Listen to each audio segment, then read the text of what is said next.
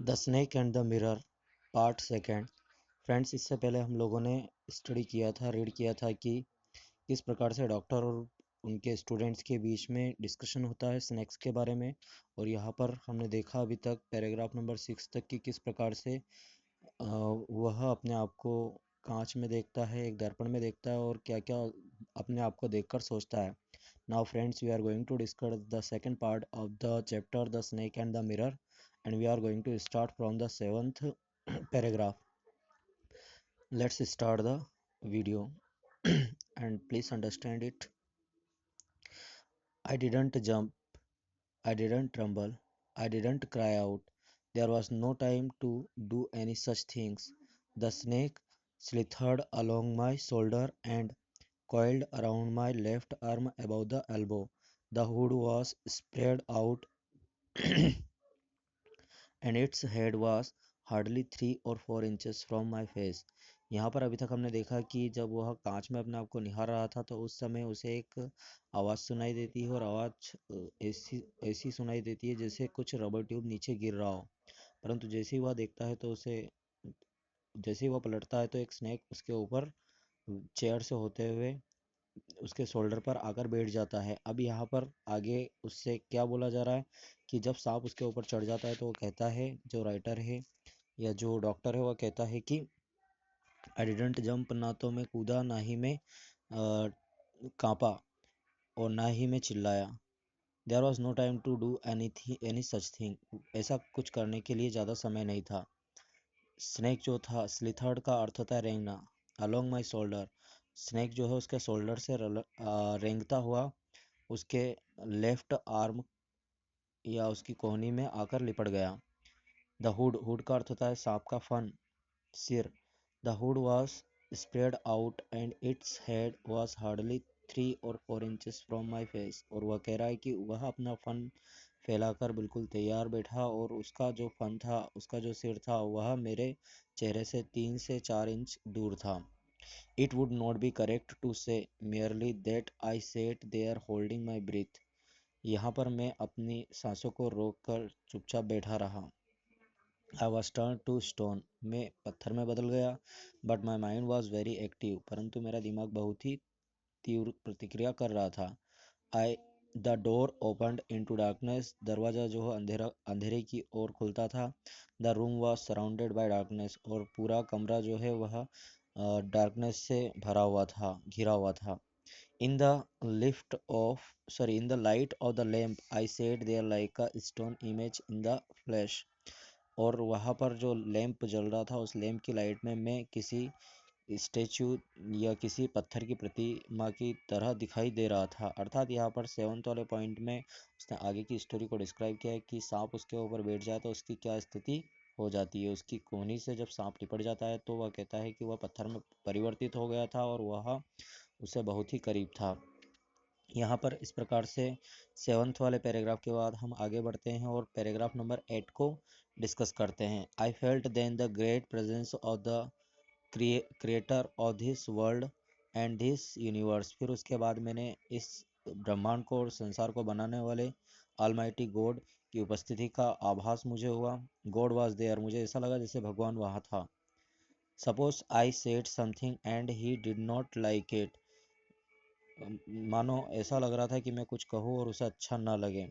I tried in my imagination to write in bright letters outside my little heart the word of God. मैंने अपने हृदय से, वहाँ पर मेरी कल्पना से, हृदय से केवल कुछ सुनहरे शब्द लिखने की कोशिश की और वह शब्द केवल थे, ओ गॉड। अर्थात यहाँ पर जब मौत उसके सामने आती है तो कवि जो है, जो राइटर जो है, वह भगवान को याद करता है।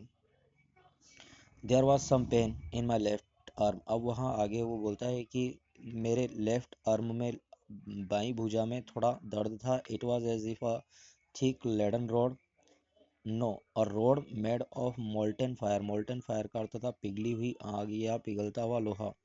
वह slowly but powerfully crushing my arm, मुझे ऐसा लगा जैसे कि एक कांच की मोटी राड, या नहीं नहीं, कांच की मोटी राड नहीं, एक पिघले हुए लोहे की राड जो है वह धीरे धीरे मेरी आर्म की शक्ति को कम कर रही हो। The arm was beginning to be drain of all strength. और धीरे धीरे मेरी भुजा की सारी ताकत निकल रही थी, खत्म हो रही थी। वाट कुड आई डू, और मैं क्या कर सकता था। इस प्रकार से यहाँ पर राइटर ने बताया है कि जब सांप उसकी कोहनी में लिपट जाता है तो उस समय उसे भगवान की याद आती है, और वह बताता है कि सांप के कारण उसके लेफ्ट आर्म में दर्द महसूस होता है और उसे ऐसा लगता है जैसे कि एक गर्म लोहे की पिघली हुई राड उसके हाथ में लपेट दी गई हो, और इसके कारण उसकी भुजा जो है वह कमजोर हो रही है। At my slightest moment, friends, now we will discuss about the 9th paragraph of the chapter. At my साइएस्ट moment the snake would strike me. अगर मैं थोड़ा भी हिलता तो स्नेक जो है वह मुझे ढस लेता। Death lurked 4 inches away. मृत्यु मुझसे 4 इंच दूर थी। Suppose it struck, what was the medicine I had to take. यदि वह मुझे काट लेता तो मुझे ये भी नहीं पता था कि कौन सी मेडिसिन लेनी है। There were no medicine in the room, और कमरे में कोई दवाइयाँ भी नहीं थी। I was but a poor foolish and stupid doctor. मैं एक मूर्ख और गरीब डॉक्टर था। I forget my danger and smiled feebly at myself. मैं शर्मता से अपने आप पर हंसने लगा और अपने खतरे को भूल गया। It seemed as if God appreciated that.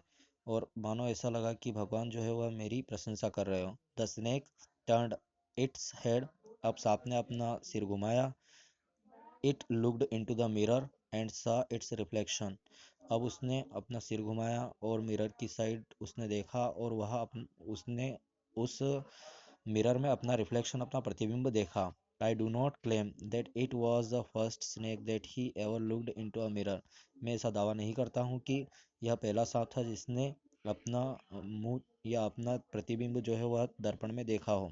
But it was certain, परंतु यह निश्चित था कि the snake was looking into the mirror, कि सांप जो है वह कांच में देख रहा था। Was it admiring it's oven beauty, क्या वह खुद की खूबसूरती पर खुश हो रहा था। Was it trying to make an important decision about growing a mustache और using eye shadow and mascara और wear a vermilion spot on its forehead।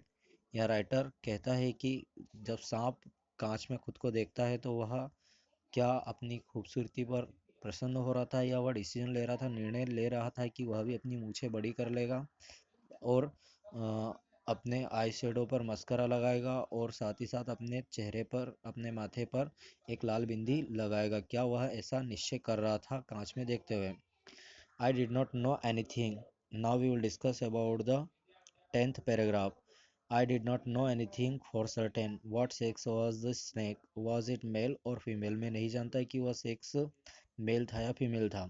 I will never know for the snake unwound itself from my arm and slowly slithered into my lap। अब वह सांप जो है मेरे arm में से, मेरी भुजा में से धीरे से रेंगता हुआ निकला और मेरी गोद में आ गया। From there it crept on to the table. वहाँ से वह टेबल पर गया। And moved towards the mirror, और कांच की ओर पलट गया।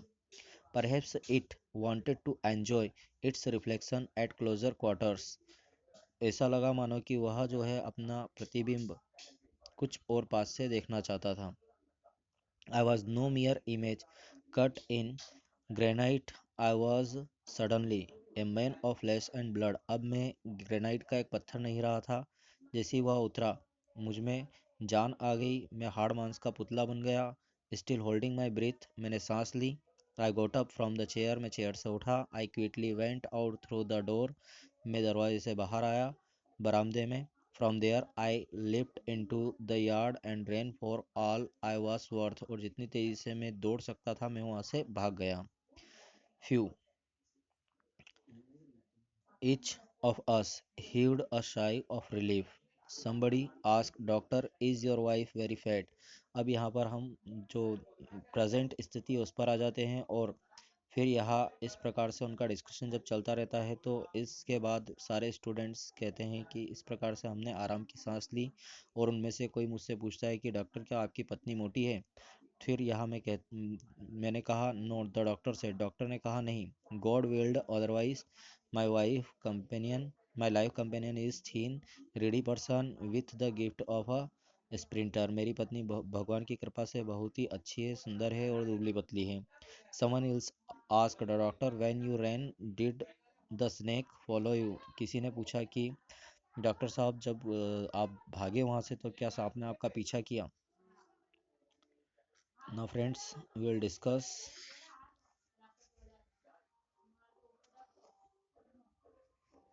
on the next paragraph. The doctor replied, I ran and ran till I reached a friend's house.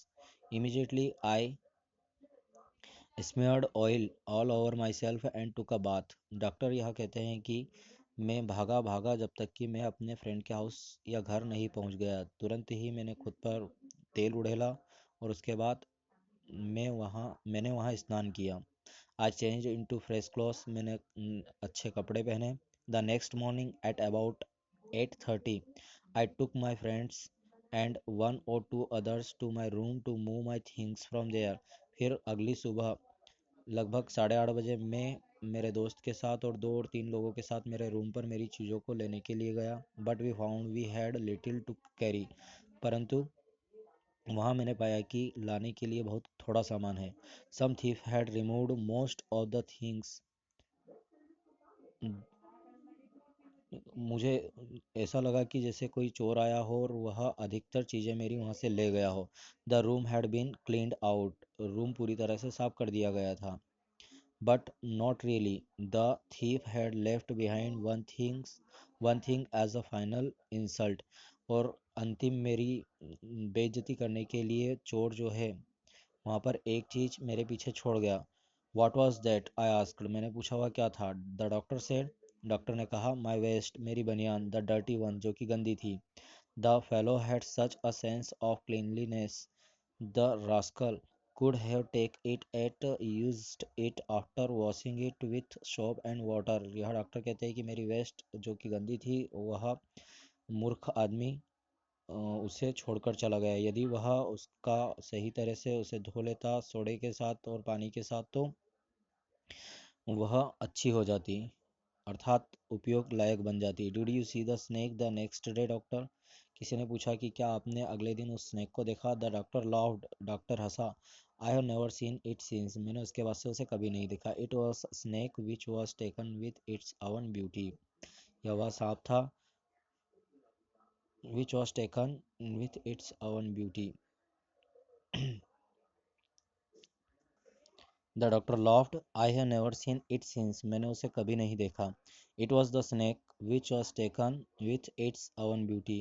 यह ऐसा सांप था जो अपनी सुंदरता पर ही फिदा हो गया, अपनी सुंदरता से ही मोहित हो गया। Friends, I hope you have understand this chapter. In this chapter, it's a discussion about the snake. यहाँ इस चैप्टर में डॉक्टर जो है ओवरऑल क्या करता है कि स्नैक्स के बारे में पहले अपने स्टूडेंट से डिस्कस करता है, फिर वह अपने साथ घटित हुई एक घटना के बारे में स्टूडेंट्स को उसकी पास्ट स्टोरी डिस्क्राइब करता है, जिसमें किस प्रकार से सांप उसके हाथ में लिपटा और उसके बाद किस प्रकार से वह उससे मुक्त हुआ। इसीलिए इस चैप्टर का नाम दिया गया the snake and the mirror. Thank you friends.